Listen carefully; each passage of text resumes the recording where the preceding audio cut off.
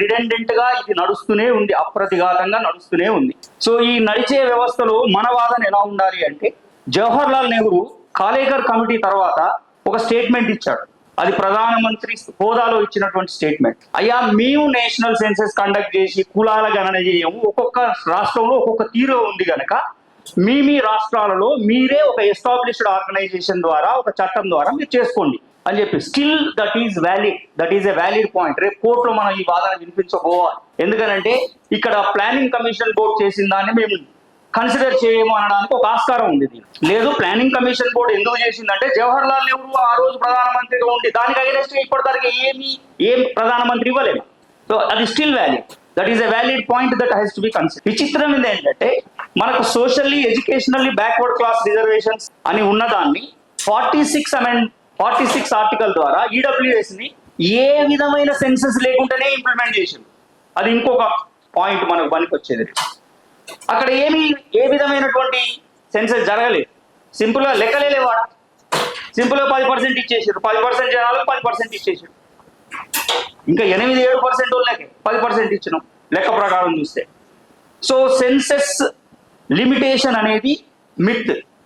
అదొక మిత్. అది ఆ లెక్కలు లేవు మేము ఇవ్వము అనడం అనేది ఒక మిత్. ఎందుకంటే ఆల్రెడీ ఈడబ్ల్యూఎస్ ఇచ్చారు. ఈడబ్ల్యూఎస్ దేని ప్రకారం ఇచ్చిందంటే 15(4)16(4) ప్రకారం ఇవ్వడానికి లేదు. ఇవి ఫండమెంటల్ రైట్స్. వీటి ప్రకారం ఇవ్వడానికి లేదా. కాబట్టి వాళ్ళు ఏం చేసిందంటే ఆదేశిక సూత్రాలలో ఉన్న ఆర్టికల్ 46 ఎకనామికల్లీ వీకర్ సెక్షన్స్ ఎవరెవరు ఉన్నారో వాళ్ళని కొంచెం గుర్తెరిగి పనిచేయించుకోవాలి అని అక్కడ ఉన్న ఆర్టికల్లో చెప్పిందో ఎస్సీ ఎస్టీ బీసీల గురించి ఎకనామికల్లీ వీకర్ సెక్షన్. వీళ్ళు అన్వయించుకున్నది ఏంటంటే ఆ ఆర్టికల్ 46. ఇవన్నీ కూడా మనకు ఉపయోగపడేటటువంటి, క్రోడీకరింపబడేటటువంటి అంశాలు. వీటిని మనం దృష్టిలో 10% reservation is first reservation based on the cast. మనం గుర్తించాలి, మన వాదనలో అది పెట్టుకోవాలి. క్యాస్ట్ ఆధారిత రిజర్వేషన్ ఇది అగెనెస్ట్ ద కాన్స్టిట్యూషన్. క్యాస్ట్ ఆధారిత రిజర్వేషన్ గా అది ప్రతిఫలిస్తుంది. మనం క్షేత్రస్థాయిలో కులాలుగా విడిపోయినా కాన్స్టిట్యూషన్ ప్రకారం మనం బ్యాక్వర్డ్ క్లాసెస్ నే, బ్యాక్వర్డ్ క్యాస్ట్స్ కాదు. అది మనం ఫస్ట్ ఇన్వైట్ చేసుకోవాలి. క్షేత్రస్థాయిలో మనం పోరాడుతాం, చాలా రకాల సమస్యల మీద పోరాడతాం. ఎందుకంటే కాన్స్టిట్యూషనే అందరికీ సోర్స్ అండ్ ఎంపవర్మెంట్. సో ఇప్పుడు ఉన్నటువంటి దీనిలో ఈ విధానం నిర్ణయించబడుతున్నటువంటి ఈ క్రమం లోపల మనం ఎవరిని తప్పు పట్టాల్సిన అవసరం లేదు. ఎందుకంటే కాంగ్రెస్ పార్టీ చేసింది, చేతులు దులుపుకున్నది, ఎవరైనా గదే చేయాలి. మనం రేపు బీసీలుగా అధికారంలోకి వచ్చిన అసెంబ్లీ నుంచి పంపాల్సిన మొదటి పేపర్ ఏంటంటే రిజర్వేషన్స్ 42%, 50% నువ్వు ఎంత ఇవ్వదలుచుకున్నావో అది ఇవ్వాలి. అది పంపాల్సి వస్తుంది. అది వాళ్ళున్నా మనం ఉన్నా ఎవరున్నా చేసేది అది. అక్కడ మనం ఏం చేయడానికి ఆస్కారం ఉంది అనే దాని మీద చాలా ఫోకస్ అవసరం. ఎందుకంటే నేషనల్ లెవెల్లో బీసీ ఓరియంటేషన్ క్రియేట్ చేయగలిగినాం.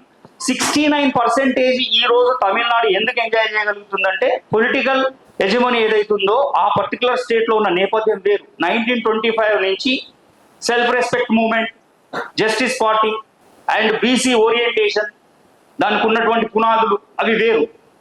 దాని నుంచి ఒక బ్రాహ్మణ మహిళ అయినా కూడా ఆమె చేయగలిగింది. పోయి కూర్చోవలసి వచ్చింది, తప్పదు. లేకపోతే స్టేట్ లో పోతాయి పునాదులు, చేయాల్సి వచ్చింది. ఆ విధమైన నిర్మాణం ఈ రోజు అవసరం. చేయకపోతే మన పునాదులు పోతాయి అనే నిర్మాణం మనకు అవసరం.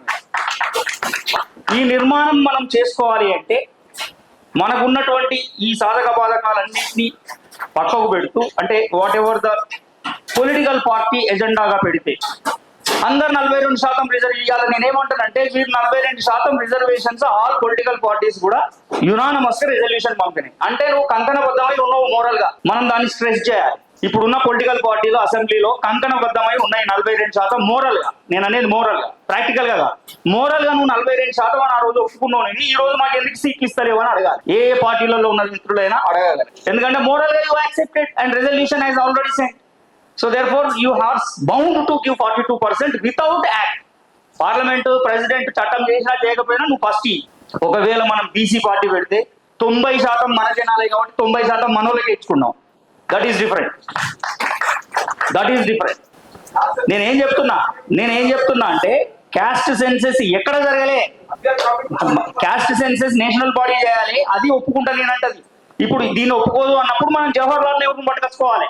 ఆయన అయ్యా ఆ రోజే కాలేకర్ కమిటీ అప్పుడు ఆయన ఇచ్చిండు మనకు అని పట్టుకొచ్చుకోవాలి మనం. నేను చెప్పేది ఏంటంటే తత్వం, దానిలో ఏమున్నది, ఫ్యాక్ట్ ఏముంది, దాన్ని బేస్ చేసుకొని పోవాల్సిన అవసరం ఎంతో ఉంటుంది. సో పోతే ఇప్పుడు మనం తీసుకోవాల్సిన ఇంకొక అంశం ఏం చెప్పారంటే, సంస్థాగత నిర్మాణంలో చాలా ఆలోచించి లోతుపాతులతోని అందరినీ కలుపుకుపోతూ మనకున్న 136 కులాలు ఇంక్లూడింగ్ ముస్లిమ్స్ ను వేరు చేసేది లేదు కాన్స్టిట్యూషన్ ప్రకారం. ఎందుకంటే constitution never believes in any religion, never believes in any caste. It tells about social, education and economical weaker sections. And దాన్ని బేస్ చేసుకునే మన యొక్క పందా ఉండాలి. ఎందుకంటే కాన్స్టిట్యూషన్ వీడి నేల విడిచి చాము చేయలేము. చేసిన వాళ్ళు ఉండరు, ఎక్కువ రోజులు ఉంటే 10 ఏళ్ళు ఉంటారు, అంతకన్నా ఎక్కువ ఉండరు. ఎందుకంటే constitution is very very important and powerful. మనం ఈ రోజు ఎంపవర్ అయ్యాం, అందరం ఒక లెవెల్ వరకు రాగలిగినాం అని అంటే కాన్స్టిట్యూషన్ ఆఫ్ ఇండియా ఫలాలే, 70 ఏళ్ళు 80 ఏళ్ళ నుంచి పొందిన ఫలాలే.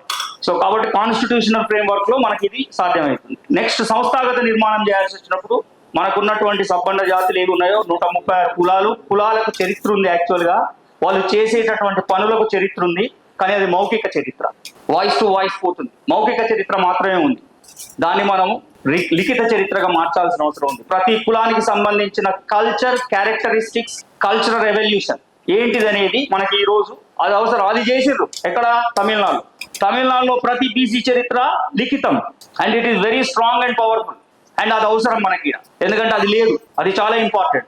మన ఈ అంతర్లీనమైన కల్చర్, ఒకరి మీద ఒకరిని డిపెండ్ అయి ఉంటాం. చావు వచ్చింది అన్నా లేదా శుభసూచకంగా ఏదైనా అయిందన్నా కుమ్మరైన అవసరమే 100%. This is very important. నేత అయిన అవసరం, పార్టీలు అయినా అంటే గౌడ్ అవసరమే. మనది ఒక ఇంటర్నల్ కల్చరల్ ఫ్యాబ్రిక్ ఉంది మనకి, దాన్ని మనం ఐడెంటిఫై చేసుకొని దాన్ని స్ట్రెంగ్తెన్ చేసుకోవాల్సిన అవసరం ఉంది. మనల్ని వీక్ చేయడానికి ఎప్పుడూ ఈజీగా, అంటే divide and rule policy British నేర్పింది కాదు, మన కల్చర్ లోనే ఉన్నది. విచిత్రం ఏంటంటే మన రిజర్వేషన్ పాలసీ మన డిఎన్ఏలో ఉన్నది. వర్ణాశ్రమ సిస్టమ్ పెట్టి ఈవిడే చదువుకోవాలి, ఈ కులంలో పుట్టినోడే చదువుకోవాలి, వేరే చదువుకుంటే అప్రకటిత రిజర్వేషన్ వేల సంవత్సరాలు పెట్టుకున్నాం మనం. దాని యొక్క పర్యవసానమే ఈ రోజు మనకి ఏం లేదని మనం అడుగుతున్నాం. సో కాబట్టి ఇవన్నీ కూడా ఫ్యాబ్రిక్ మనం మౌలికంగా బిల్డప్ చేసేటటువంటి మూవ్మెంట్ కు సంబంధించినంత వరకు అన్ని కులాలు నాదే అనుకునే ఫీలింగ్ తో ఉన్నటువంటి కల్చరల్ ఎథోస్ కూడా దానిలో ఉండాలి మనకి. సో నెక్స్ట్ మనం తీసుకునేటటువంటి ఇప్పుడు నో టాక్సేషన్, నో రిప్రజెంటేషన్. అసలు కాన్స్టిట్యూషన్ ఆఫ్ ఇండియా ఏం చెప్తుందంటే it is representative democracy. Constitution framework drafting committee అయిన తర్వాత వాళ్ళు చెప్పినటువంటిది it is representative democracy. What is the representation? Political representation. Everybody should have a role in the decision making. Unfortunately 60% జనాలు decision making లో లేకుండానే పరిపాలించబడతారు. మనకు సంబంధం లేదు, మన అన్ని అవతలోడు ఇస్తాడు డెసిషన్, మనం ఫాలో అవుతున్నాం. డెసిషన్ మేకింగ్ లో మనం లేవు. Representative democracy is very important. అన్ని కూడా మనం కాన్స్టిట్యూషన్ భాషలోనే మాట్లాడాలి. నేను అనేది ఏంటంటే అప్పుడు భయపడతారు అవతల. ఈ తెలివి, ఈ సోయి మనకు రావాలి మనందరికి, ఇంక్లూడింగ్ మీ. నాకు కూడా తక్కువనే తెలుసుకోవాలి, కానీ రావాలి. సో కాబట్టి కాన్స్టిట్యూషనల్ ఫ్రేమ్వర్క్ మన పిల్లలకు నేర్పాలి. ఇప్పుడు మనం ఒక స్టేజ్ వరకు వచ్చున్నాం, నెక్స్ట్ మన ఇంట్లో ఉన్న పిల్లలకి ప్రతి ఒక్కరికి కాన్స్టిట్యూషనల్ ఫ్రేమ్వర్క్ నేర్పాలి. దానికి రాజకీయ తరగతులు అవసరం. అంటే మనం ఇంతకుముందు అన్నారు కదా, సో రాజకీయ తరగతులు స్టార్ట్ చేయండి, పొలిటికల్ ఎడ్యుకేషన్ స్టార్ట్ చేయండి. పొలిటికల్ ఎడ్యుకేషన్ అంటే ఏందో కాదు, ఓన్లీ కాన్స్టిట్యూషనల్ అర్థం చేసుకోవడం చాలు. దానిలో ఉన్నటువంటి మన అంతర్లీనంగా ఉన్నాయి బయటికి తీసుకొచ్చి దాని ప్రకారం మాట్లాడడం నేర్పాలి. సో అది ఒక్కటి చాలు మనకి. No taxation, no without representation అని 1876 లో అమెరికాలో 80 ఏళ్ల తర్వాత, అమెరికన్ రాజ్యాంగం ఏర్పడ్డ 80 ఏళ్ల తర్వాత, అదే నేపథ్యంలో ఉన్నాం మనం. అమెరికా రాజ్యాంగం ఏర్పడ్డ 80 ఏళ్ల తర్వాత ఒక కాన్స్టిట్యూషనల్ క్రైసిస్ వచ్చింది 1876 లో. ఆ క్రైసిస్ ఏం చెప్తుంది? నో, అదే అప్పుడు ఉన్నటువంటి నల్ల జాతీయులకు వీళ్ళకి మధ్యలో, స్లేవ్స్ కి వీళ్ళకి మధ్యలో ఒక కాన్ఫ్లిక్ట్ వస్తుంది.